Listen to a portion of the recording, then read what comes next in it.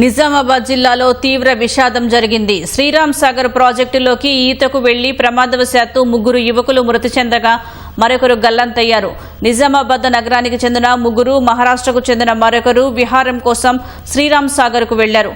ఈత కొట్టేందుకు ప్రాజెక్టులోకి దిగి 4 ఒకేసారి గల్లంతయ్యారు. సమాచారం అందుకున్న పోలీసులు ఘటనాస్థలికి వెళ్లి స్థానికులు ఎన్డీఆర్ఎఫ్ సిబ్బందితో కలిసి సహాయక చర్యలు చేపట్టారు.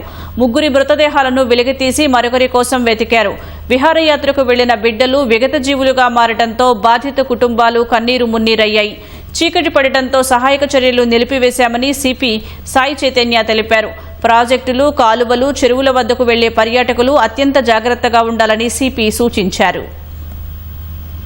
3 యూత్ అండ్ ఒక బాబు అందరూ ఇక్కడ సైట్ సీయింగ్ అని వచ్చి పంప్ దాకా వెళ్లి రిటర్న్ వచ్చే దాంట్లో నీళ్ళల్లో పడి మునిగిపోయారు. ఎవరికి ఈత రాకపోవడం వల్ల ఒకరి తర్వాత ఒకరిని కాపాడటం దాంట్లో ప్రయత్నంలో అందరూ మునిగిపోయారు. లోకల్ పీపుల్ సపోర్ట్ తో, తర్వాత ఫైర్ డిపార్ట్మెంట్ ఎఫ్డీఆర్ఎఫ్ సపోర్ట్ తో 3 బాడీస్ తీయడం జరిగింది. ఇంకొక బాడీ కూడా తీయాలి. అయితే రాత్రి అవడం వల్ల రెస్క్యూ ఆపరేషన్ కంటిన్యూ కావట్లేదు.